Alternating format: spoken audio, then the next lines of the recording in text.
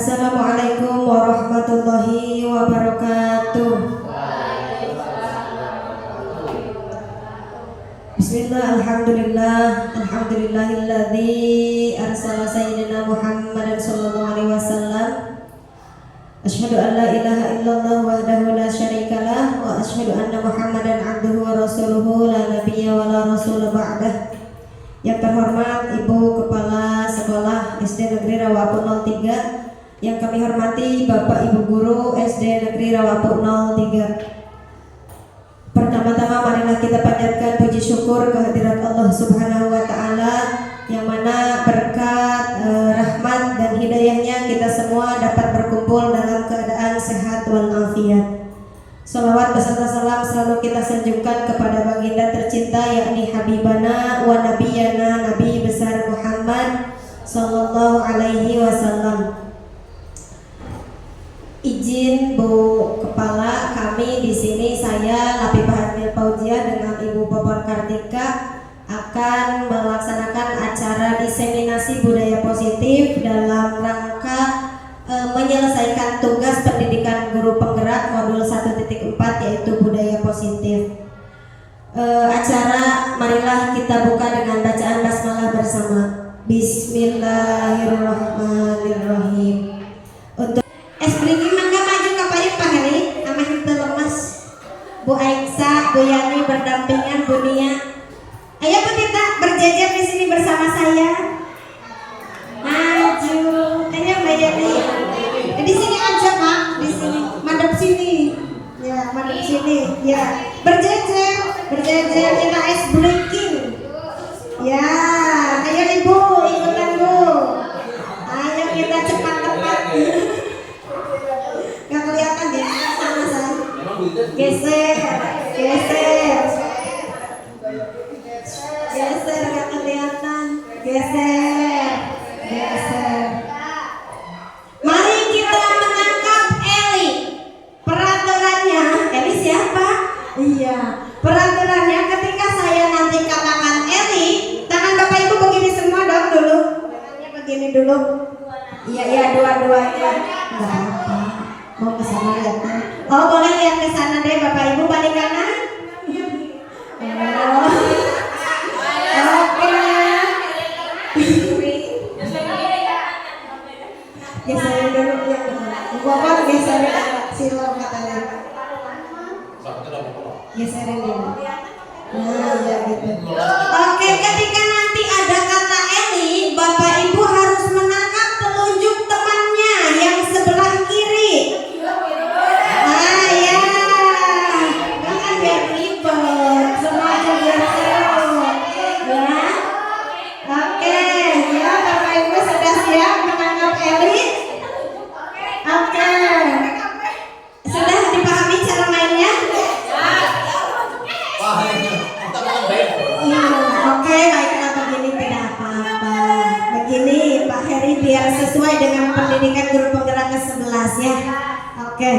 Nanti ketika Bapak Ibu menemukan kalimat Eli atau kata Eli, Bapak Ibu harus menangkap jari telunjuk temannya dan temannya harus menghindar. Nah, jari telunjuk siapa nanti yang tidak kena? Iya, iya begitu kan.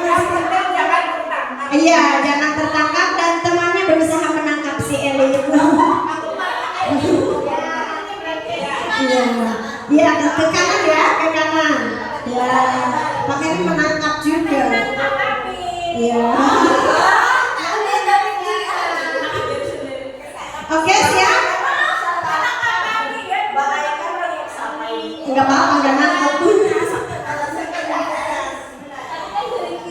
Di desa Rawapu ada sebuah keluarga bernama Ella.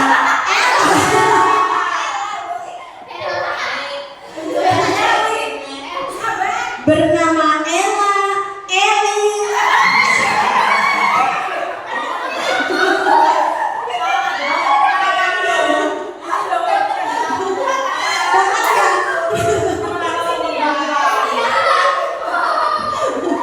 Oke, kita lanjut. Elo dan Elo.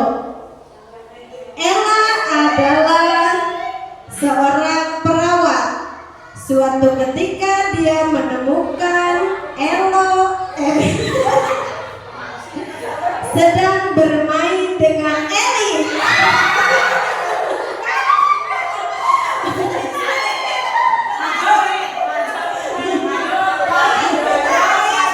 Oke, tepuk tangan Bapak Ibu.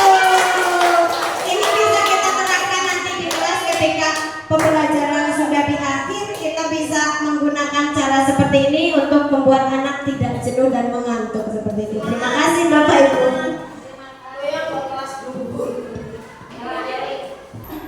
Baiklah Bapak Ibu, kita sampai pada acara inti yaitu diseminasi budaya positif.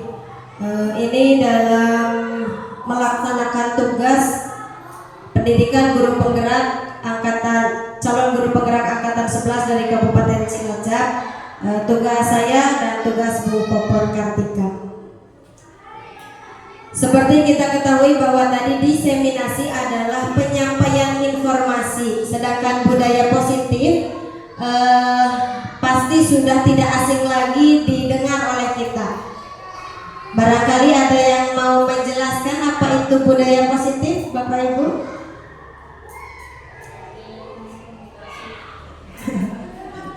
Pak Heri, barangkali apa itu budaya positif?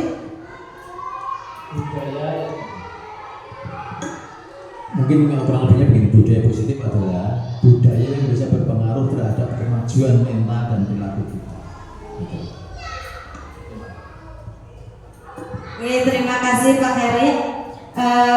Betul, budaya positif itu adalah sebuah nilai kebajikan yang menjadi keyakinan dan pada akhirnya menjadi karakter atau ciri khas dari sebuah komunitas ataupun lembaga. Nah, di sini ada konsep inti budaya positif dan dalam diseminasi kali ini topiknya ada 6 Bapak Ibu. Yang pertama disiplin positif dan nilai-nilai kebajikan universal. Kemudian yang kedua teori motivasi, hukuman dan penghargaan serta restitusi. Kemudian yang ketiga adalah keyakinan kelas. Yang keempat kebutuhan dasar manusia dan dunia berkualitas. Yang kelima adalah restitusi. Restitusi yang pertama adalah 5 posisi kontrol. Dan yang terakhir adalah restitusi atau segitiga restitusi dalam penyelesaian masalah. Baik, yang pertama adalah disiplin positif dan nilai-nilai kebajikan universal. Pasti Bapak Ibu pernah mendengar apa itu disiplin positif. Baik, disiplin positif menurut teori kontrol atau teori pilihan dari Dr. William Glasser, yang pertama adalah Anda tidak bisa mengontrol orang lain, hanya Anda yang bisa mengontrol diri Anda. Berarti bisa disimpulkan bahwa kita tidak bisa mengontrol murid ataupun mengontrol orang lain. Yang bisa mengontrol adalah mengontrol diri kita sendiri. Jadi makna disiplin di sini adalah belajar kontrol diri dengan menggali potensi kita agar tercapai tujuan mulia, yaitu sesuatu menjadi seseorang yang kita inginkan berdasarkan dengan nilai-nilai yang kita hargai.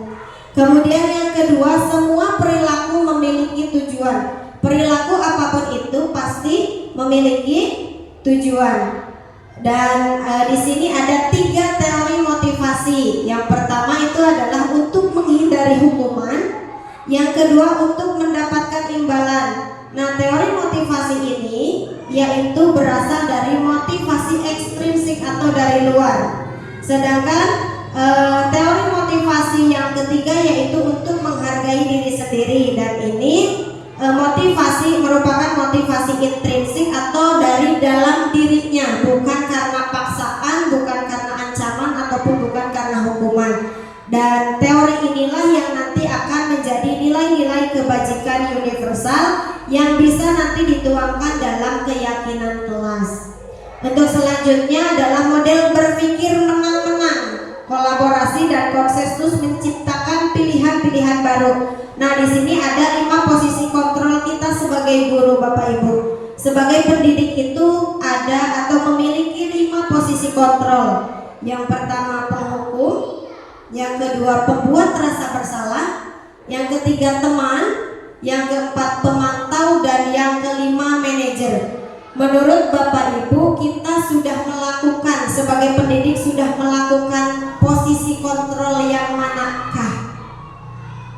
Terkadang kita kan ke anak, kalau kamu tidak mengerjakan nanti kamu tidak mendapat nilai. Itu berarti masuknya kemana? Penghukum, ya. Apakah kita sudah berlaku sebagai manajer? Karena yang baik dalam posisi 5 kontrol ini adalah sebagai manajer. Nanti akan kita bahas di depan. Kemudian selanjutnya ada segitiga restitusi. Dalam menyelesaikan kasus-kasus anak, kita harus menggunakan segitiga restitusi. Tahapannya yaitu menstabilkan identitas, validasi kebutuhan, dan menanyakan keyakinan. Jadi tidak bisa langsung menanyakan keyakinan ke anak, tetapi harus melalui tahap-tahap segitiga restitusi. Kemudian untuk selanjutnya adalah realitas atau kebutuhan kita berbeda. Tentu kebutuhan kita pun sebagai pendidik sama atau tidak? Berbeda. Tentunya kebutuhan kita juga sebagai pendidik berbeda, apalagi kebutuhan anak dan kebutuhan guru pasti berbeda. Pandangan orang lain tentang dunia, setiap orang memiliki gambaran berbeda. Nah, di sini kita nanti akan mempelajari 5 kebutuhan dasar manusia. Yang mana 5 kebutuhan dasar manusia itu adalah: yang pertama bertahan hidup, survive; yang kedua penguasaan; yang ketiga kasih sayang dan rasa diterima; yang keempat kesenangan; dan yang terakhir kebebasan. Pasti seluruh manusia memiliki kebutuhan dasar tersebut. Nah, apa itu makna disiplin? Bapak Ibu, disiplin itu berasal dari kata disiplina yang berarti belajar. Disiplin mengacu pada disiplin diri yang memiliki tanggung jawab terhadap apa yang dilakukannya berdasarkan nilai-nilai yang diyakini. Disiplin positif merupakan salah satu cara penerapan disiplin yang bertujuan untuk menumbuhkan kesadaran serta memberdayakan peserta didik tanpa imbalan, tanpa reward, tanpa ancaman, dan tanpa hukuman. Ternyata masih banyak sekali terjadi di sekolah-sekolah, bahkan di sekolah kita pun masih menggunakan reward untuk memotivasi anak. Ternyata di sini menumbuhkan kesadaran itu harus dari dirinya sendiri, tidak dengan imbalan, ancaman, atau hukuman. Karena kalau menumbuhkan motivasi dengan menggunakan reward itu sama dengan motivasi eksternal atau dari luar. Nah, namun dalam budaya kita makna kata disiplin telah berubah menjadi sesuatu yang dilakukan seseorang pada orang lain untuk mendapatkan kepatuhan. Disiplin, harus disiplin. Jadi untuk menumbuhkan kepatuhan. Kecenderungan umum adalah menghubungkan kata disiplin dengan ketidaknyamanan, bukan dengan apa yang kita hargai atau pencapaian suatu tujuan mulia. Nah, jadi sebagai pendidik, tujuan kita adalah menciptakan peserta didik yang memiliki disiplin diri sehingga mereka berperilaku mengacu kepada nilai-nilai kebajikan universal dan memiliki motivasi intrinsik dalam perubahan perilaku ke arah yang lebih baik. Nah, ini nilai-nilai kebajikan universal. Jadi nilai-nilai kebajikan adalah sifat-sifat positif manusia yang merupakan tujuan mulia yang ingin dicapai setiap individu. Nilai-nilai tersebut bersifat universal dan lintas bahasa, suku bangsa, agama maupun latar belakang. Menurut Dr. William Glasser pada teori kontrol 1984 mengatakan bahwa setiap perilaku atau perbuatan memiliki suatu tujuan. Jadi dengan mengaitkan nilai-nilai kebajikan yang diyakini seseorang, maka motivasi intrinsiknya akan terbangun sehingga menggerakkan motivasi dari dalam untuk dapat mencapai tujuan mulia yang diinginkan. Ini menurut Diane Gosen 1998. Jadi nilai-nilai kebajikan yang ingin dicapai oleh setiap anak Indonesia kita kenal dengan profil pelajar Pancasila, yang mana setiap pagi kita selalu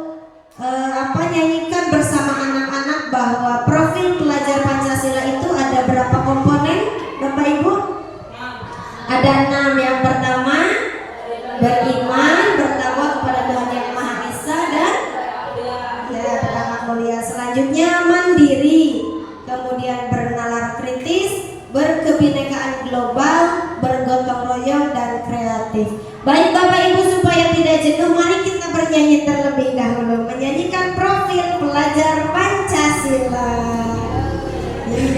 Berdiri biar lebih semangat dan biar tidak ngantuk ya. Baik. Ya, Bapak silakan bergerak kasih contohnya ya. Belajar Pak. Ini 1, 2, 3. Belajar Pancasila, beriman dan bertakwa pada Tuhan Yang Esa dan berakhlak mulia, berkebinekaan global, gotong royong mandiri, kreatif dan bernalar kritis. Sekali lagi Bapak Ibu, sila 1, 2, 3. Belajar Pancasila, beriman dan bertakwa pada Tuhan Yang Esa dan berakhlak mulia, berkebinekaan global, gotong royong mandiri, kreatif dan bernalar kritis. Angkat tepuk tangan Bapak Ibu, tepuk tangan untuk kita semua. Baik, untuk selanjutnya Bapak Ibu ada teori motivasi, hukuman dan penghargaan serta restitusi. Setuju atau tidak setuju? Yang pertama, hukuman di sekolah dapat mendisiplinkan anak. Setuju atau tidak?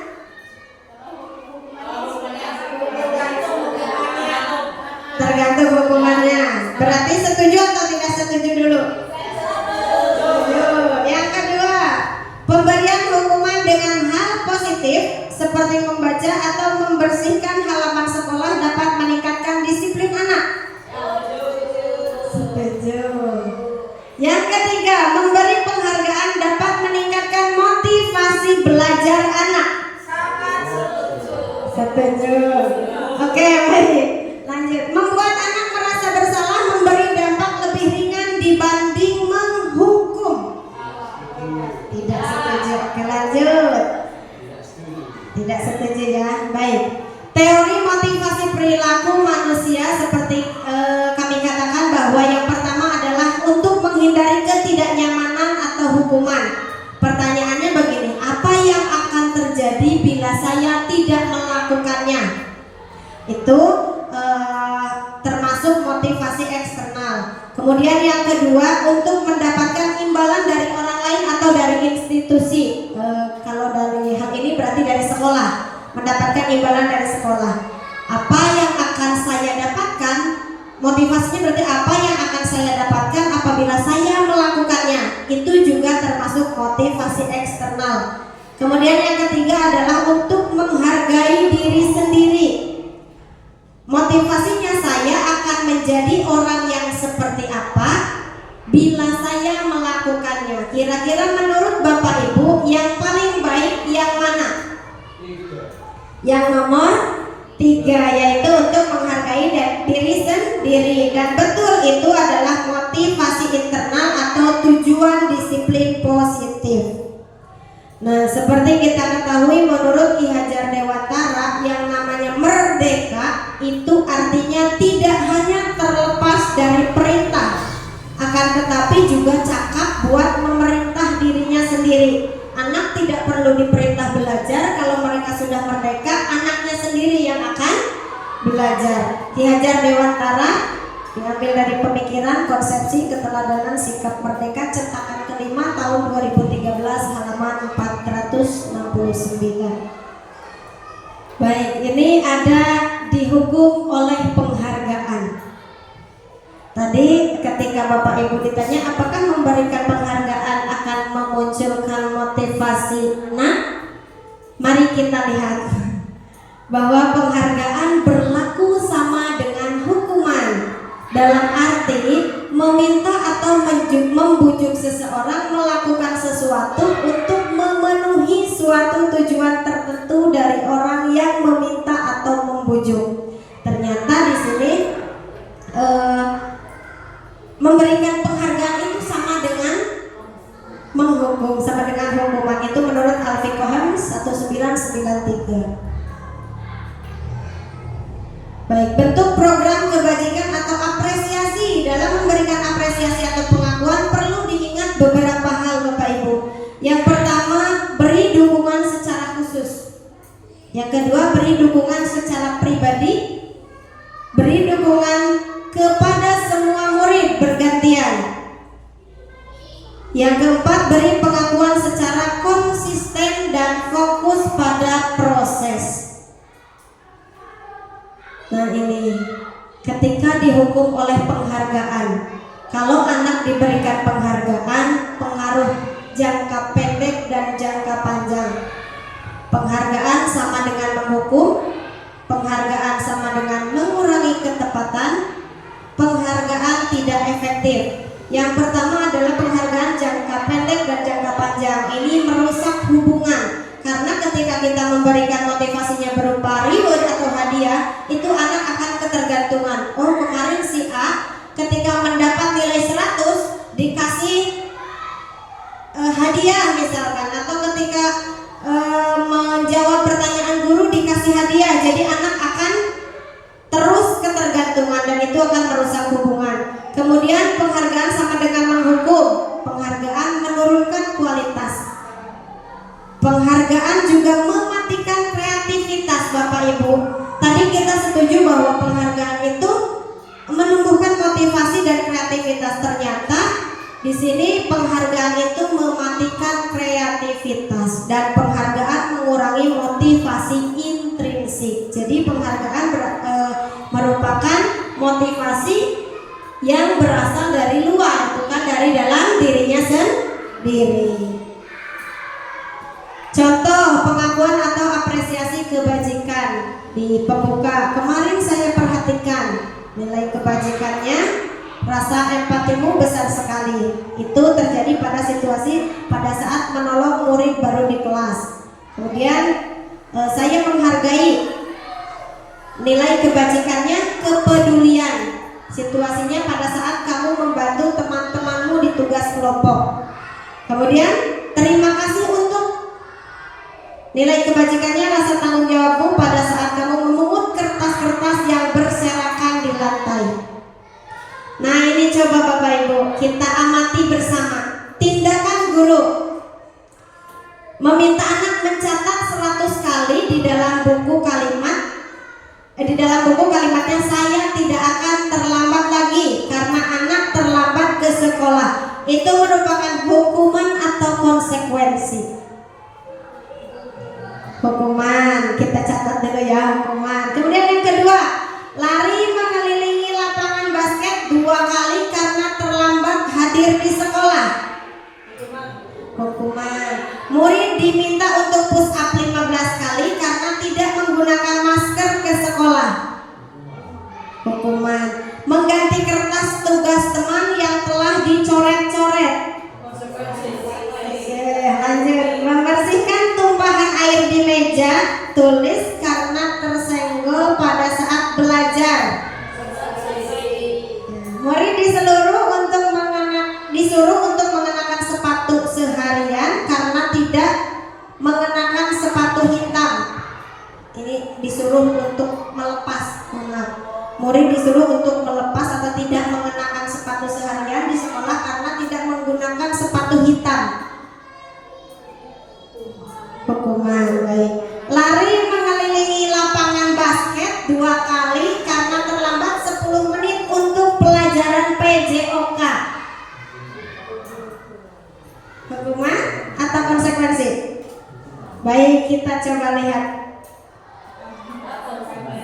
Konsekuensi karena PJOK ya. Ya, dilanjut. Ya. Perbedaan hukuman dan konsekuensi. Kalau hukuman itu sesuatu yang menyakitkan, harus terjadi, membuat anak sakit fisik maupun hati untuk jangka waktu yang lama. Kamu teman seperti itu misalkan. Anak membenci kedisiplinan. Hukuman juga seperti paksaan. mendorong anak menyakiti dirinya sendiri, konsep diri yang buruk, anak belajar untuk menyembunyikan kesalahan, marah, rasa bersalah, dipermalukan, dan merasa tak dihargai. Sedangkan konsekuensi itu sesuatu yang harus terjadi.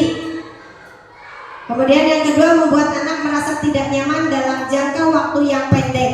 Seperti tadi anak menumpahkan air di meja kemudian disuruh membersihkannya, itu membuat tidak nyaman tetapi dalam jangka waktu yang pendek. Kemudian anak menghargai disiplin, stimulus tanggapan, mendorong anak agar mudah menyesuaikan diri, konsep diri yang baik, anak belajar untuk mematuhi peraturan, kehilangan hak, dibuat tidak nyaman, diasingkan tetapi hanya untuk sementara. Itu diambil dari restitusi dialogkan. Ini jadi disiplin positif itu mengubah identitas gagal menjadi identitas sukses. Ada hukuman, ada konsekuensi, dan ada restitusi. Contohnya satu, hukuman, sesuatu yang menyakitkan harus terjadi. Kalau konsekuensi, sesuatu harus terjadi, itu netral. Dan positifnya adalah restitusi merupakan pilihan. Ketika anak salah nanti tidak langsung disalahkan tetapi menggunakan tahap restitusi. Nah, apa itu restitusi? Apakah Bapak Ibu pernah mendengar kata restitusi? Baru ya.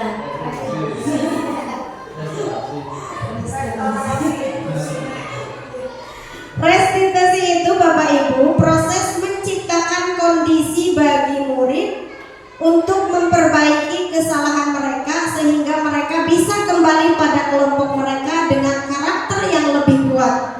Restitusi juga merupakan proses kolaboratif yang mengajarkan murid untuk mencari solusi untuk masalah mereka dan membantu murid berpikir tentang orang seperti apa yang mereka ingin menjadi atau tujuan mulia dan bagaimana mereka harus memperlakukan orang lain.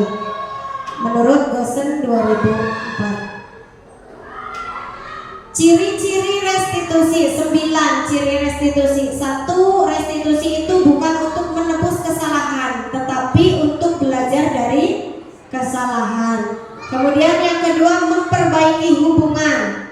Yang ketiga, tawaran bukan paksaan. Yang keempat, restitusi menuntun untuk melihat ke dalam diri. Selanjutnya, restitusi mencari kebutuhan dasar yang mendasari tindakan. Restitusi diri adalah cara yang paling baik. Restitusi fokus pada karakter bukan tindakan. Restitusi fokus pada solusi. Dan yang terakhir, restitusi mengembalikan murid yang berbuat salah pada kelompoknya. Jadi bukan menyalahkan tetapi membuat anak bukan merasa bersalah. Jadi belajar dari kesalahan yang telah diperbuat. Dan untuk selanjutnya adalah keyakinan kelas yang akan dilanjutkan oleh Ibu Popon Kartika. Dan sebelum kita ke materi selanjutnya, kita fokuskan dulu. Kayaknya sudah mulai pada tidak fokus. Kita fokuskan dulu. Jadi bukan hanya orangnya yang hadir di sini, tetapi juga hatinya hadir di sini. Kita fokuskan dengan tepuk-tepuk. Kalau clue-nya, kalau saya berkata baru menirukan, tapi kalau tidak ada kata saya berkata jangan ditirukan. Tepuk 1. Jangan tepuk 1. Saya berkata tepuk 1. Saya berkata tepuk 2. Saya berkata tepuk 3. Tepuk 3. Oke, terima kasih, tepuk tangan Bapak Ibu.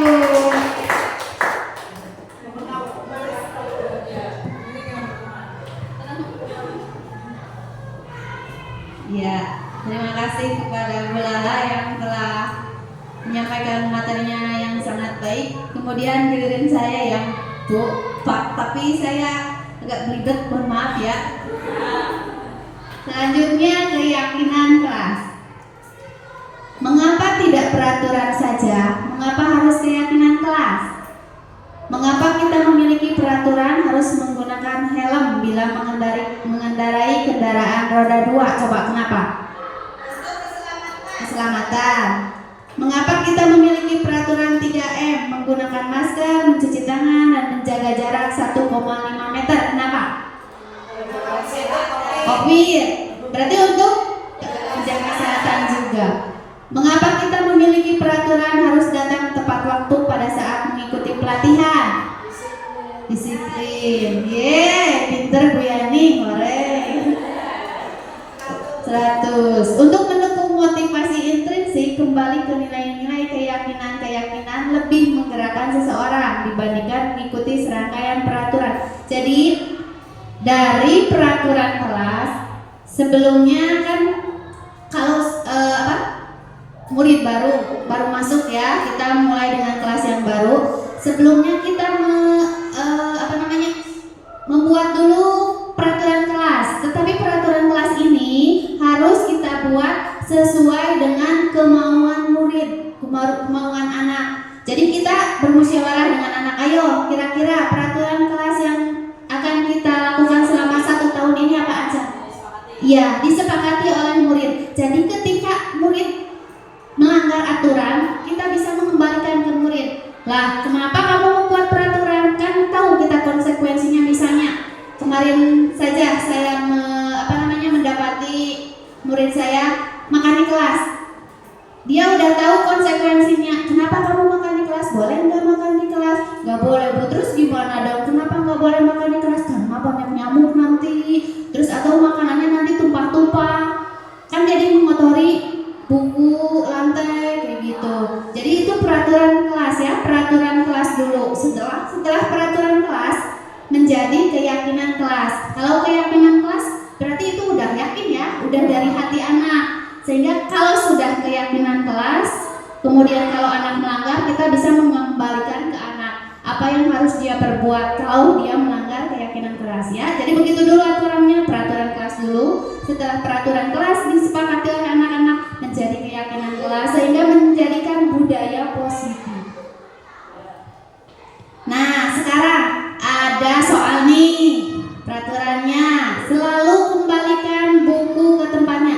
Kira-kira nilai kebajikan atau keyakinan yang dituju itu seperti apa? Ibu bapak tahu nggak nilai kebajikan itu seperti apa? Contohnya tadi ya. Kalau memakai helm tadi apa ya? Untuk apa? Keselamatan. Berarti kalau sekarang selalu kembalikan buku ke tempatnya, nilai kebajikannya kira-kira apa? Agar tidak hilang. Berarti disiplin bukan? Atau kebersihan? Apa ya? Kerapihan ya? Iya, nilai kebajikannya itu kita kunci dulu jawabannya kerapihan ya. Kalau salah ya dilihat nanti. Dilarang mengganggu orang lain. Apa? Saling menghormati. Ya, seperti itu ya. Jadi nilai kebajikannya saling menghormati. Selanjutnya hadir di sekolah 15 menit sebelum pembelajaran dimulai. Nilai kebajikannya apa? Disiplin. Ya, dilarang melakukan kekerasan. Saling menghormati. Dilarang menggunakan narkoba. Kesehatan. Bergantian atau menunggu giliran. Disiplin antri ya. Disiplin ya. Gunakan masker. Kesehatan. Jangan berlari di kelas atau koridor. Keselamatan bukan ya? Iya, dokter pleset ya. Ya, coba kita lihat jawabannya apa. Oh, terima kasih. Nomor 1 ternyata salah. Yang kedua, menghormati orang lain. Hadir di sekolah, menghormati juga. Komitmen. Dilarang melakukan kekerasan. Iya, keselamatan, menghormati orang lain. Narkoba, kesehatan. Giliran menghormati, ada kesabaran. Gunakan masker, kesehatan. Jangan berlari, keselamatan. Jadi ini adalah salah satu nilai-nilai kebajikan yang ada di disiplin positif atau budaya positif.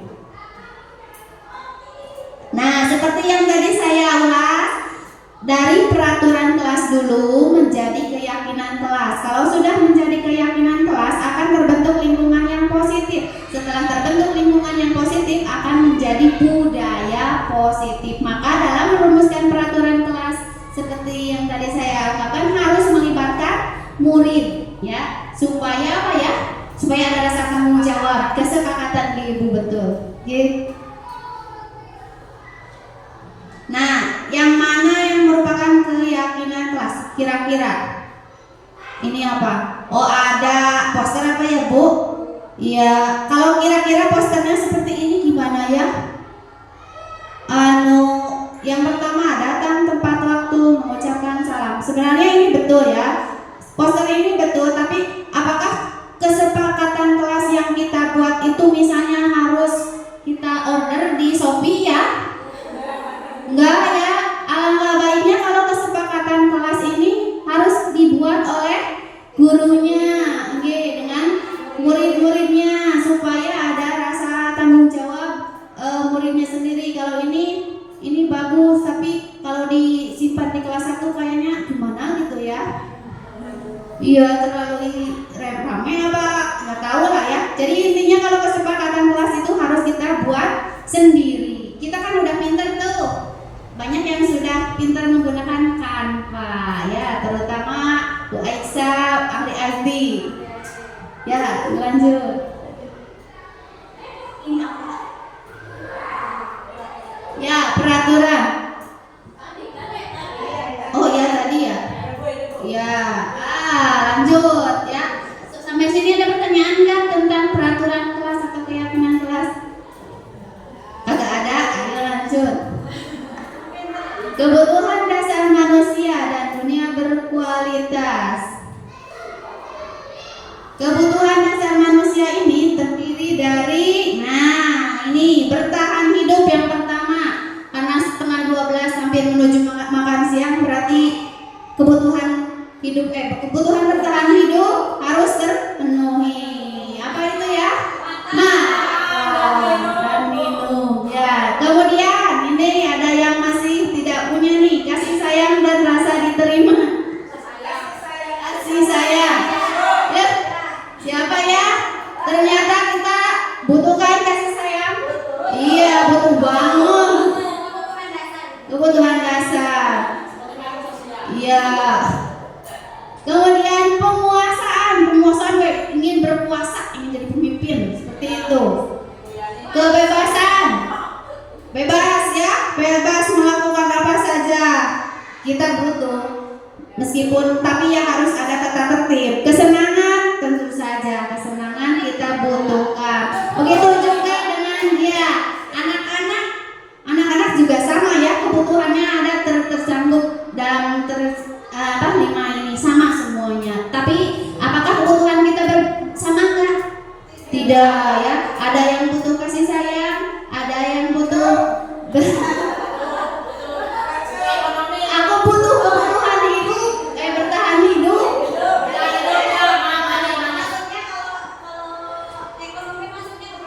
Oh iya, bertahan hidup.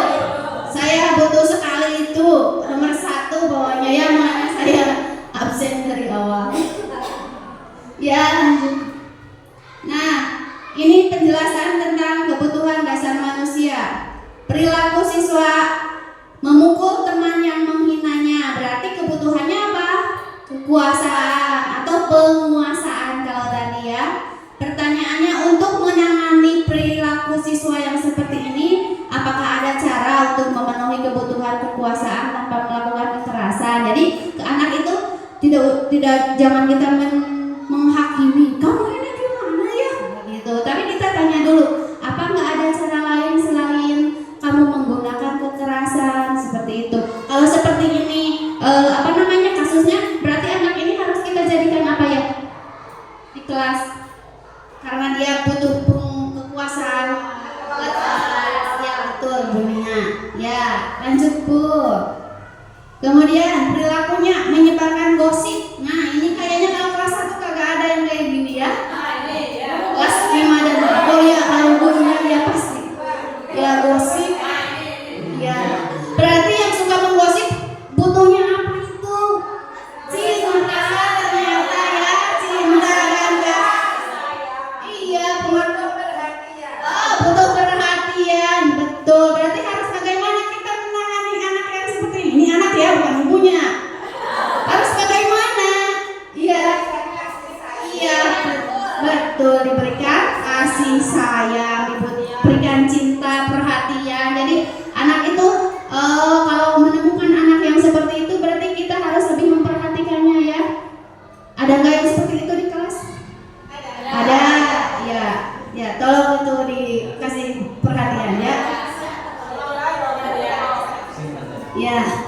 Siman dan halus, dielus-elus ya gitu ya. Kalau perempuan, kalau laki-laki nggak usah.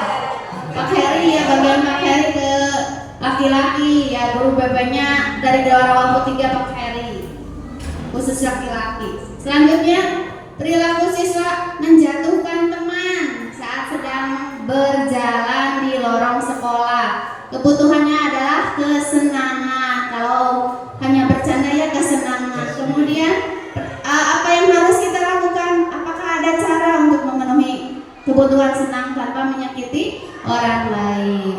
Ya. Perilakunya lagi mengganggu di kelas, ingin bebas. Ya itu banyak banget sepertinya ya di kelas. Saya terutama di kelas 1 banyak yang kalau udah selesai mengajar menulis, misalnya menulis tugas dari saya, banyak yang ingin bebas, yang mengganggu teman. Ada yang temannya belum selesai terus saja diganggu. Nah, berarti apa yang harus kita lakukan? Kalau tadi kata Ibu Kepala Sekolah betul, berarti kita harus melaksanakan pembelajaran yang disesuaikan dengan kebutuhan anak atau pembelajaran yang berdiferensiasi. Ya, jadi ada anak yang sukanya nonton, ada anak yang sukanya mendengarkan saja, ada anak yang sukanya belajarnya berkeliling-keliling. Nah, sebagai guru kita harus bisa mewadahi itu semua. Kadang-kadang saya juga bingung nih anak harus dibagaimanakan ya. Mulai saat ini ayo kita sama-sama belajar. Ya, lanjut Bu. Oh, udah selesai sampai sini untuk kebutuhan dasar. Ada pertanyaan?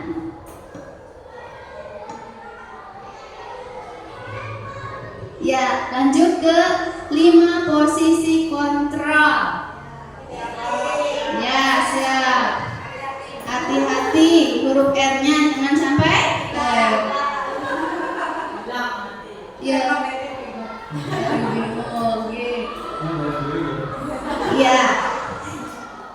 Ada 5 posisi kontrol kita sebagai guru. Yang pertama tadi seperti yang sudah dijelaskan sama Bu Lala, ada sebagai penghukum, ada sebagai pembuat merasa bersalah, ada sebagai teman, pemantau, dan manajer. Selama ini yang saya lakukan itu hanya ya bisa penghukumi ya, pembuat orang merasa bersalah ya. Kadang-kadang saya juga tolong lah, apa nggak kasihan sama Bu Guru, gimana sih Bu Guru, sedih banget kalau kamu kayak gitu. Itu sebenarnya ya, saya sering melakukan itu. Tetapi untuk posisi teman ya juga ya kita kadang-kadang. Tapi yang ini yang lebih tepat untuk kita lakukan sebagai guru adalah seperti yang tadi sudah dijelaskan oleh Ibu Kepala dan Ibu Lala, sebagai manajer ya. Boleh sebagai teman, boleh. Terutama untuk kelas-kelas tinggi ya. Tapi untuk kelas rendah kayaknya lebih cocok itu sebagai manajer, karena kemarin sudah saya pernah menangani kasus. Kalau sebagai teman untuk kelas 1 susah banget. Ya, motivasinya misalnya untuk 5 posisi kontrol itu identitas gagal atau kontrol dari luar sehingga menghasilkan hukuman ya. Sebagai hukuman adalah sebagai penghukum dan pembuat orang merasa bersalah. Ini sebaiknya harus kita hindari karena dampaknya itu sangat tidak baik kepada anak. Anak akan merasa rendah diri, anak akan berulang kali membuat kesalahan seperti itu. Terus jadi tidak ada perubahan untuk anak karena kesalahannya terus saja berlanjut. Ciri-ciri penghukum dan pembuat orang merasa bersalah. Guru biasanya seperti ini kalau penghukum. Kalau kamu tidak melakukannya, awas ya. Nah, itu sebagai penghukum. Sering kayak gitu ya? Sering. Pembuat orang merasa bersalah. Seperti ini. Kamu seharusnya tahu, ibu lelah sekali mengatakannya. Ibu stres banget atau ibu sedih banget kamu seperti itu. Ya, itu sebenarnya kemarin saya lakukan seperti itu karena udah pusing itu anak bolak-balik baik. Padahal itu nggak boleh ya, tidak boleh, sangat tidak ya tidak boleh dilakukan. Kemudian identitas berhasil atau sukses, ini juga adalah kontrol dari luar sebagai teman. Ayolah lakukan demi ibu, atau itu sebagai teman. Kalau sebagai pemantau, apa peraturannya? Nah, untuk sebagai teman biasanya anak itu ketergantungan dalam jika dia berbuat salah kemudian bu guru tidak seperti itu, dia akan merasa ketergantungan. Misalnya kemarin saya berbuat seperti itu, bu guru kemudian manggil saya terus ayo jangan lakukan itu lagi, ditanya sama bu guru. Ketika dia melakukan kesalahan dan bu guru tidak melakukannya lagi, itu akan menjadi anak ketergantungan ya. Pengen seperti itu kan lagi. Sebaiknya gimana ini ya? Dampaknya lemah, tidak mandiri, anak menjadi tergantung. Kalau sebagai pemantau, biasanya kita menyesuaikan diri bila diawasi, anak menyesuaikan diri bila diawasi. Kemudian murid meletakkan guru sebagai peraturan dan hukum di dunia berkualitas. Kemudian dampaknya pada murid jika guru sebagai pemantau adalah menitik beratkan pada sanksi atau hadiah untuk dirinya. Jika tidak dikasih hadiah atau jika tidak dikasih sanksi, dia akan berbuat lagi. Jadi itu kan tetap saja ya harus ada ketergantungan karena hadiah itu. Kemudian yang identitasnya berhasil, ini yang dari diri sendiri, ini yang lebih baik kita lakukan. Posisi kita sebagai manajer, apa yang kita yakini, apa yang bisa kamu kerjakan untuk memperbaiki masalah ini.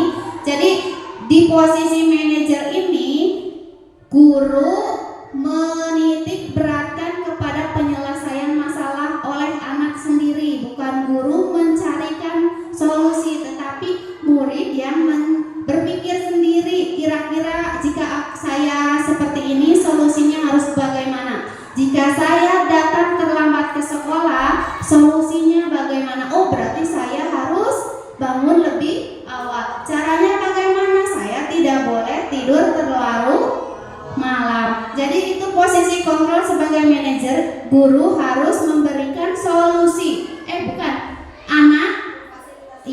Anak yang mencari solusi. Tetapi guru hanya memfasilitasi anak untuk menemukan solusi itu. Caranya bagaimana? Caranya anak dengan diwawancara, bukan diwawancara, didekati, ditanya ya, tanya jawab. Seperti tadi segitiga restitusi itu yang akan kita segera pelajari. Nah, saya kecewa sekali dengan kamu. Siapa yang mengatakan ini ya? Siapa ya Bu? Teman? Kamu tidak pernah benar melakukannya. Ayolah lakukan demi ibu bapak. Itu temannya. Apakah kamu mau mendapatkan stiker bintang hari ini? Guru, bagaimana kamu bisa menyelesaikan masalah ini? Kamu selalu yang paling terakhir. Apa ya Bu jawabannya, kita lihat. Oh, saya kecewa sekali dengan kamu. Itu posisi kontrol bersalah. Saya sangat kecewa sekali. Nah, kalau kamu tidak pernah benar melakukannya sebagai penghukum, berarti ini adalah kata-kata yang tidak boleh kita ucapkan kepada murid. Mematikan kreativitas anak. Selanjutnya ayolah. Nah, itu teman. Apakah stiker pemantau? Ini manajer. Bagaimana? Dia harus berpikir. Terakhir, kamu selalu paling terakhir. Penghukum. Iya, kamu pasti selalu itu penghukum. Nah, sampai sini ada yang mau bertanya? Oke, monggo Bapak. Menanggapi tadi masalah kalau kita memberikan reward atau hadiah itu merupakan hukuman. Sementara kita sebagai orang beragama, Allah aja memberikan reward dan punishment, ada surga dan neraka. Nah, bagaimana penerapan kepada anak? Kalau Allah aja memberikan reward juga punishment. Terima kasih.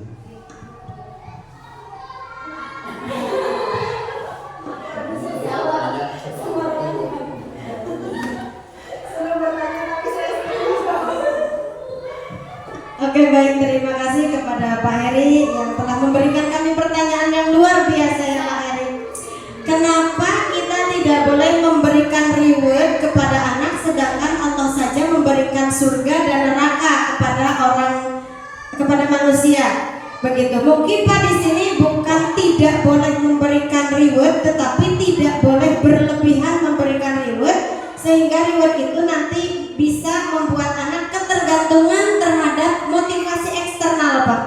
Jadi kalau hubungannya surga dengan neraka, saya yakin itu bukan tujuan atau motivasi eksternal, tapi itu sudah motivasi internal. Oh, saya pengen seperti ini, berarti saya harus melakukan ini. Kalau saya pengen masuk surga, berarti saya harus beribadah dengan betul. Nah, sama dengan posisinya sebagai pelajar, mungkin dia kalau motivasinya ekstrinsik atau eksternal, misalkan gurunya memberikan uang lah, bentuknya uang, kan anak senang meskipun dikasihnya sedikit ya, nominalnya sedikit. Misal anak ketika menjawab pertanyaan kok dikasih 5.000, nanti ketika kita tidak memberikan itu lagi, ke depannya anak akan ketergantungan. Tapi berbeda dengan motivasi yang lain, misalkan motivasinya dengan tidak dengan hal seperti itu yang dapat menimbulkan motivasi dari intrinsik atau internal. Anak, oh saya pengen pinter, saya pengen bisa rumus ini, berarti saya harus belajar. Saya ingin bisa materi ini, berarti saya harus belajar lebih giat. Jadi motivasinya tidak berlebihan ke motivasi eksternal. Atau apa yang terjadi apabila saya tidak melakukannya, atau apa yang akan saya dapatkan apabila saya melakukannya, itu termasuk motivasi eksternal. Tetapi kalau motivasinya internal, itu berasal dari dirinya sendiri, itu akan menjadikan tujuan, yaitu disiplin positif. Dan ketika disiplin positif itu sudah terlaksana, akan menjadi budaya positif. Seperti itu Pak Heri. Mudah-mudahan tidak puas, supaya kita mencari lagi referensi yang lain tentang pemberian penghargaan atau reward. Karena jujur saya juga baru bukan mengerti, malah baru tahu bahwa memberikan penghargaan sama dengan memberikan hukuman seperti itu. Barangkali ada yang lain dari Ibu Popon ketika ini, Ibu, monggo.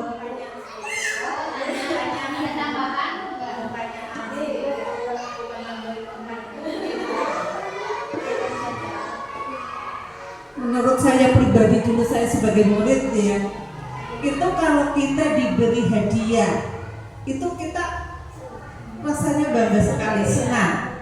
Nah, dari motivasi eksternal itu yang berupa hadiah, itu akan lebih membangkitkan motivasi intrinsiknya untuk lebih giat belajar. Nah, sekarang yang jadi pertanyaan, bagaimana caranya seandainya hadiah itu kita hilangkan, cara menumbuhkan motivasi internalnya dari diri, biar anak itu bisa tergugah gitu loh. Caranya bagaimana ke anak-anak, sedangkan mereka usianya masih itulah ya, masih usia anak-anak, yang kita saja dewasa untuk membangkitkan motivasi untuk menyemangati diri kita saja susah. Nah, sekarang mungkin ada solusi selain misalnya kayak penghargaan itu kan tidak harus berupa barang, misalnya bagus, kamu hebat, kamu pintar, itu sudah secara lisan itu juga sudah merupakan motivasi ya. Tetapi yang membangkitkan cara dari anak itu biar aku loh harus seperti ini. Mungkin Mbak Lala punya itu solusi atau Bu Popon? Ini Bu Popon punya solusinya.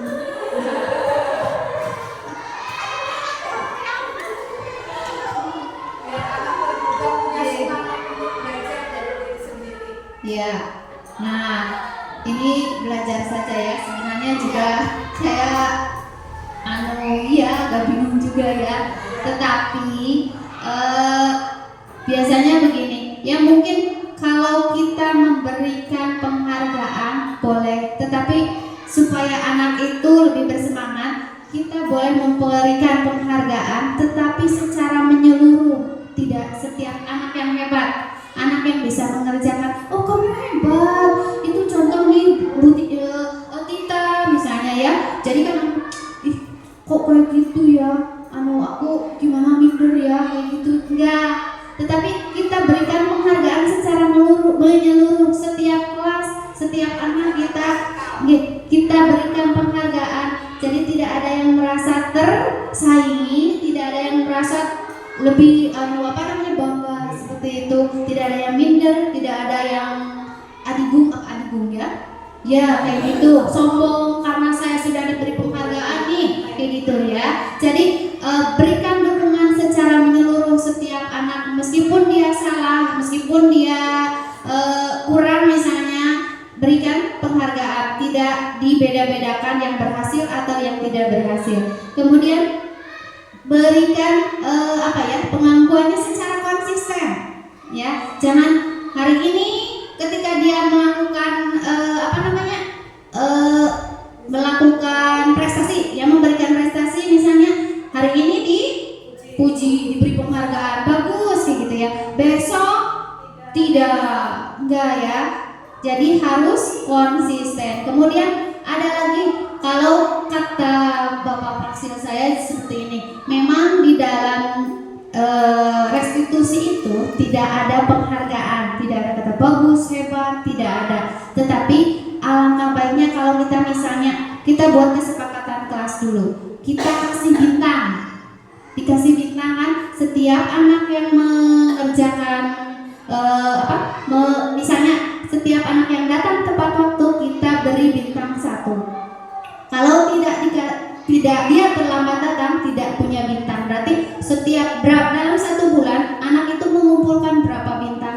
Kemudian setelah itu kita berikan di akhir 1 bulan kan review nih ya. Udah, ini yang mendapat bintang terbanyak kita berikan apa seperti itu. Tetapi itu harus dibuat dulu saat melakukan peraturan kelas ya. Di awal kita harus membuat peraturan kelas dulu, keyakinan kelas dulu. Setelah kalau itu berjalan, sepertinya tidak ada anak yang membuat masalah, katanya seperti itu. Insya Allah anaknya tidak ada yang caliburang ya. Ya, mungkin caliburang, Anda tahu caliburang? Ya, itu bahasa saya. Ya, mohon maaf ya, kata-katanya agak luar biasa. Mungkin ada dari tambahan dari yang lain? Ada yang mau menambahkan?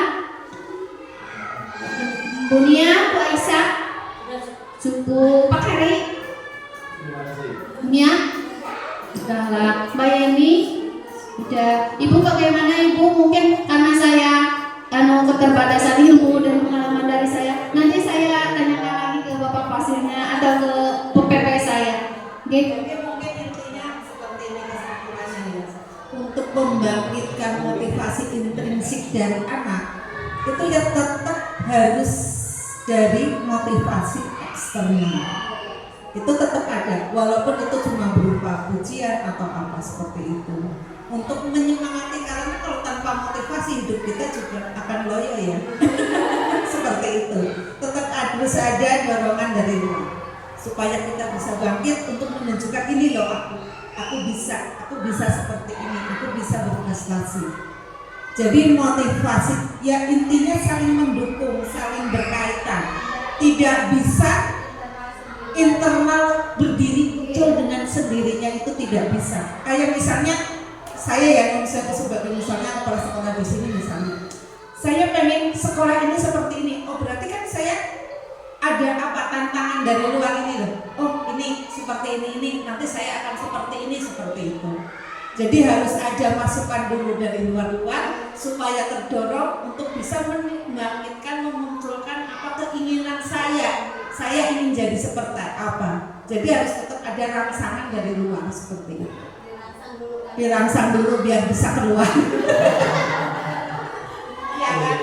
Iya betul. Harus ada masukan dari luar seperti motivasi supaya kita bisa bangkit untuk lebih baik seperti itu. Itu saja Bu. Terima kasih Bu. Jadi harus ada motivasi eksternal untuk menumbuhkan motivasi internal. Kolaborasi Ibu. Cuma porsinya dalam memberikan hadiah ya kita batas lah. Terima kasih. Ini masukan sekali ini dari Ibu Kepala Sekolah. Terima kasih Ibu atas masukan dan pertanyaannya. Monggo, yang lain ada? Tidak ada? Ya udah. Terima kasih.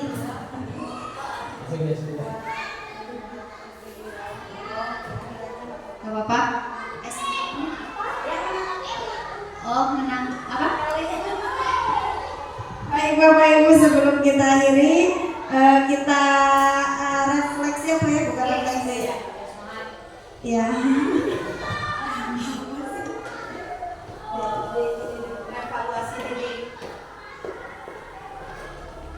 Ya, lanjut saja sebagai ke materi selanjutnya, yaitu segitiga restitusi, bukan segitiga berkuda ya. Segitiga restitusi. Segitiga restitusi itu ada 3 bagian, ada 3 langkah. Yang pertama menstabilkan identitas, yang kedua validasi kebutuhan, yang ketiga menanyakan keyakinan. Pada awal pembelajaran ini sungguh saya pusing banget, saya nggak mengerti. Ternyata setelah saya melakukannya, mempraktekannya kepada anak, oh ternyata ini yang dinamakan segitiga restitusi. Yang pertama menstabilkan identitas. Kemarin saya ambil kasus di kelas saya. Anak itu makan sambil ketika berdoa, malah ya setelah berdoa terus mau menilai PR, anak itu makan di kelas, enak makan di kelas. Nah itu kan termasuk kasus. Akhirnya saya panggil. Nah saya panggil anaknya, menstabilkan identitas dengan cara begini. Ya basa-basi pertamanya. Kamu tahu nggak kenapa Bu Guru panggil? Kalau dia merasa ya tahu Bu. Apa? Tadi saya makan di kelas. Oh emang boleh apa makan di kelas? Nggak boleh Bu. Sebenarnya sih nggak apa-apa makan. Nah sebenarnya nggak apa-apa makan. Bu Guru juga suka makan. Kamu juga suka makan. Kalau tidak makan kan kita jadi mati. Kayak gitu ya. Kalau anak kelas 1 kan beda. Itu adalah posisi dari menstabilkan identitas. Jadi ketika ada masalah distabilkan dulu kondisinya. Nggak apa-apa, semua orang juga pasti berbuat salah. Nggak apa-apa, tidak ada yang manusia yang sempurna. Nggak apa-apa, kamu makan. Nah itu adalah mungkin saya juga suka makan banyak kali ya. Saya juga suka makan cilok, beneran ya makan cilok. Itu adalah tahap menstabilkan identitas. Setelah itu lanjut ke validasi kebutuhan. Nah sampai di sana dia sudah menyadari kesalahannya apa. Kita tanya, emang boleh makan di kelas? Gak boleh Bu. Nah itu adalah validasi kebutuhan. Jadi dia harus tahu kesalahannya apa. Apa ada yang cara lain? Apa nggak ada waktu lain selain di kelas makannya? Apa kamu misalnya tidak bisa? Iya seperti itu. Itu adalah validasi kebutuhan. Setelah kita memvalidasi apa kesalahannya apa, anak sudah menyadari kesalahannya apa, maka kita harus menanyakan keyakinan. Nah kamu kan tadi ya udah makan di kelas, emang boleh nggak makan di kelas? Nggak boleh, kenapa? Oh gitu ya. Terus kita kan udah buat peraturan kelas nih, keyakinan kelas nih, kamu melanggar nggak? Iya Bu, kayak gitu. Karena sudah ada peraturan kelas, anak jadi tahu. Iya Bu, nggak boleh makan di kelas. Emang kenapa nggak boleh makan di kelas? Karena begini ya. Terus gimana dong caranya supaya kamu tidak makan di kelas? Nah itu adalah menanyakan keyakinan. Oh Bu, jadi saya itu makannya apa jajannya harus nanti aja istirahat, atau kalau nggak habis disimpan, dijirat, ya disimpan lagi, nanti kalau istirahat boleh dimakan lagi. Itu adalah di tahap menanyakan keyakinan. Jadi menanyakan keyakinan yang di keyakinan kelas yang dibuat. Jadi dia sudah tahu resikonya apa jika melanggar peraturan kelas atau keyakinan kelas. Sampai sini ada pertanyaan atau ada tambahan? Tidak ada? Ya lanjut Bu. Nah di tahap menstabilkan identitas, untuk membuat anak yang merasa gagal karena berbuat salah menjadi positif terhadap dirinya, setiap guru berkata begini. Nah seperti tadi yang saya ulas ya, berbuat salah itu tidak apa-apa, itu adalah hal yang manusiawi. Tidak ada manusia yang sempurna. Bapak Ibu juga pernah berbuat salah. Kita bisa pasti menyelesaikan masalah ini. Bapak Ibu tidak tertarik mencari tahu siapa yang benar, siapa yang tak salah, tetapi Bapak Ibu lebih tertarik untuk menyelesaikan masalah ini bagaimana, gitu ya. Itu adalah di tahap menstabilkan identitas. Selanjutnya, validasi kebutuhan. Guru berkata seperti ini, kamu bisa saja kan melakukan yang lebih buruk, tapi kamu tidak melakukannya kan? Terus kamu pasti punya alasan. Apa yang penting bagi kamu? Ini adalah di tahap validasi kebutuhan. Kemudian di menanyakan keyakinan. Apa nilai yang kita percaya di kelas atau sekolah kita? Bagaimana? Ya seperti yang tadi saya bilang, kita ingatkan lagi keyakinan kelas yang kita buat itu seperti apa. Ya, jadi diingatkan lagi anaknya. Untuk kelas rendah memang agak susah itu untuk keyakinan kelas atau peraturan kelas. Setiap hari harus diingatkan. Mungkin berbeda dengan murid kelas atas ya, kelas 4, 5, 6, karena mereka sudah paham. Kalau untuk kelas 1 itu setiap hari harus diulangi karena anak-anak masih ada di transisi PAUD. Oke. Nah, ini intervensi 30 detik. Intervensi ini bisa membantu murid kembali ke tujuan semula dengan cukup singkat dan dengan cara non-konfrontatif. Pertanyaan yang diajukan biasanya dikemukakan oleh seorang pemantau dan manajer. Apa kamu ingin berbuat lebih baik dan sebagainya ya, yang sudah tadi. Karena posisi kontrol seorang guru yang paling bagus adalah sebagai manajer. Jika tidak bisa seperti itu sebagai pemantau bisa ya. Pokoknya yang lebih baik itu sebagai manajer. Apa yang kamu inginkan? Peraturannya apa? Apakah tugas kamu saat ini? Seperti itu. Nah, ini adalah kemarin kasus saya. Mohon maaf videonya agak buram karena HP saya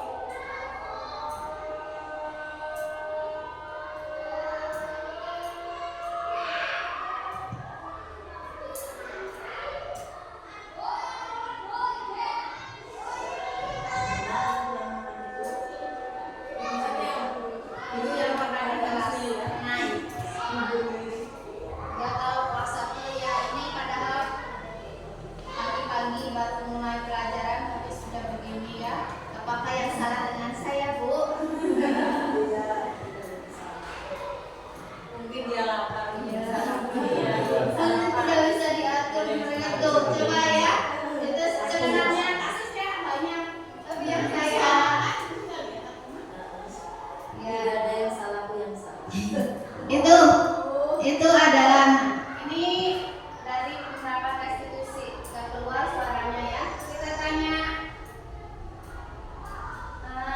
ini kamu tadi uangnya habis gak? Suaranya keluar ya, itu udah ya.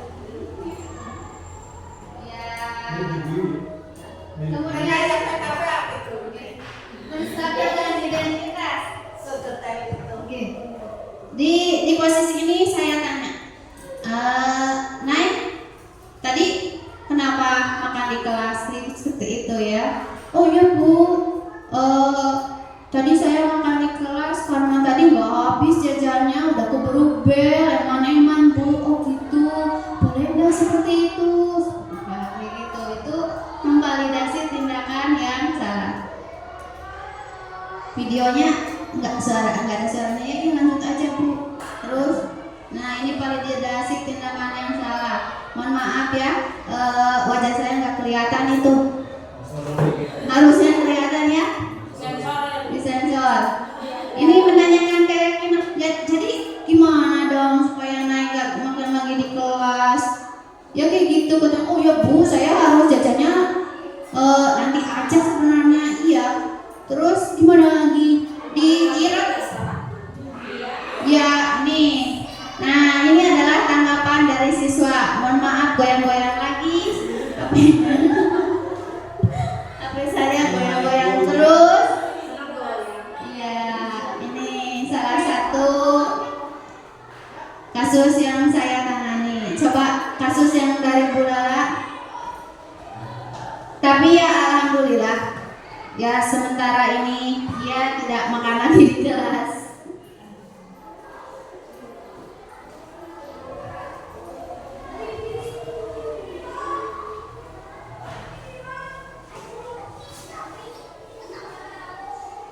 Nih, ini Bu Lala karena anaknya yang lebih dewasa ya, kelas atas, jadi dia lebih gampang ditanyain mungkin gitu. Kalau saya muter-muter dulu. Ini kasusnya apa ya Bu Lala? Oke, enggak, bukan broken home Pak Eri. Jadi ini tuh kasus di kelas 6. Cika Octavia Anggraini itu dia marah kepada Dias karena pekerjaannya dicontek oleh temannya, sehingga marahnya itu tidak bisa dikontrol dan sampai menggebrak meja. Akhirnya saya panggil setelah pembelajaran selesai. Ini pada saat menstabilkan identitas, anak diberi pemahaman seperti ini. Oh tidak, oh wajar lah. Ditanya dulu, kenapa kamu marah sampai menggebrak meja seperti itu? Dan anak menjawab, keluar dari hati, dari benak anak bahwa dia melakukan seperti itu karena kesal. Kenapa kesal? Karena pekerjaannya dicontek. Oh, saya distabilkan identitasnya dulu dengan cara, wajarlah kalau kamu marah karena pekerjaanmu dicontek begitu saja oleh temannya. Kemudian pada saat validasi tindakan yang salah, kami tanya, kenapa kamu melakukannya? Pasti punya alasan seperti itu. Dan anak menjawab, kita validasinya dengan menyetujui bahwa terima kasih kamu telah melakukan, tidak melakukan dengan hal yang lebih buruk, misalnya memukul. Karena bisa saja kan anak memukul karena keras, tetapi dia tidak melakukannya. Dan setelah itu ditanyai bagaimana cara memperbaiki masalah, dan dia mau, saya nanti akan lebih bersabar. Ketika ada teman saya yang mencontek, saya tidak akan marah, tidak akan menggebrak meja, tetapi akan melaporkannya kepada ibu guru, seperti itu. Apakah setiap kelas ada kasus? Pasti ada. Apakah kita sudah menerapkan keyakinan kelas? Sedang menerapkan segitiga restitusi? Belum, karena saya sendiri pun dengan Bu Popon baru mengetahui segitiga restitusi ini dalam penyelesaian masalah saat mengikuti pendidikan guru penggerak. Ternyata banyak ilmu yang kami peroleh, bagaimana cara menangani kasus di sekolah. Ternyata kalau kita ada kasus, biasanya anak langsung diomelin. Kenapa kamu menggebrak meja? Bukannya, jadi seperti itu. Tidak divalidasi dulu, atau mungkin kita sudah melakukan segitiga restitusi, baru tahap awalnya atau baru tahap akhirnya, tetapi belum sepenuhnya atau belum menyeluruh dari awal sampai akhir seperti itu. Tetapi kita sudah melaksanakannya pun mungkin belum tahu ternyata itu yang namanya restitusi. Begitu. Jadi ternyata mengikuti guru penggerak itu banyak ilmu yang diperoleh. Marilah kita mengikuti program guru penggerak. Oke, Raisa? Semangat.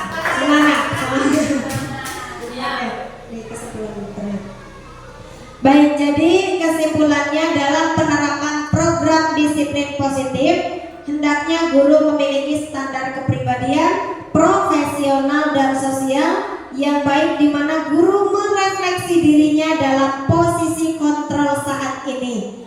Nah, seperti kita ketahui bahwa tadi ada berapa Bapak Ibu posisi kontrol guru? Ada 5. Yang pertama, penghukum. Yang kedua, pembuat merasa bersalah. Yang ketiga,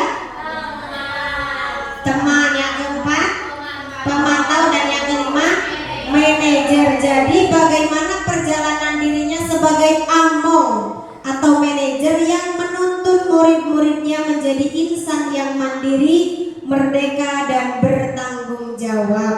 Nah, itu merupakan standar nasional pendidikan. Mudah-mudahan setelah acara diseminasi ini, kita semua selaku pendidik mampu menerapkan konsep-konsep inti dalam budaya positif. Yang mana konsep inti budaya positif itu tadi ada 6. Yang pertama disiplin positif dan kebajikan universal. Yang kedua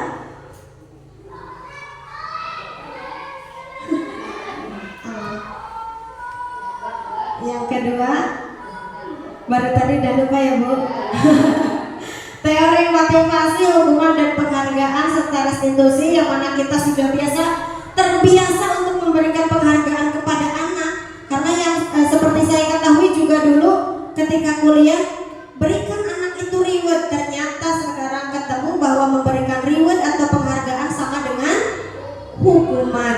Dan yang konsep inti selanjutnya adalah keyakinan kelas, kemudian kebutuhan dasar manusia dan dunia berkualitas. Tadi ada berapa kebutuhan dasar manusia? Ada 5. 1, bertahan hidup. Kemudian 2, kasih sayang. Kemudian penguasaan. Selanjutnya kesenangan dan kebebasan. Kemudian ada 5 posisi kontrol guru, tadi sudah.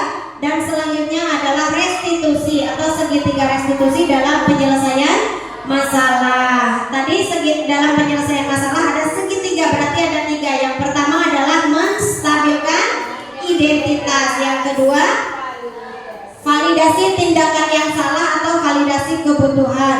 Yang selanjutnya adalah menanyakan keyakinan. Mungkin hanya itu yang bisa kami sampaikan, informasikan kepada Bapak Ibu. Mudah-mudahan acara diseminasi ini bermanfaat bagi kita semua, bagi sekolah kita dan bagi pendidikan di Indonesia. Saya Latifah Azmir Fauziah dan Bu Popon Kartika mohon maaf apabila penjelasan kami kurang dimengerti. Nanti kita bisa lanjutkan di forum selanjutnya. Terima kasih. Kami akhiri. Wassalamualaikum warahmatullahi wabarakatuh.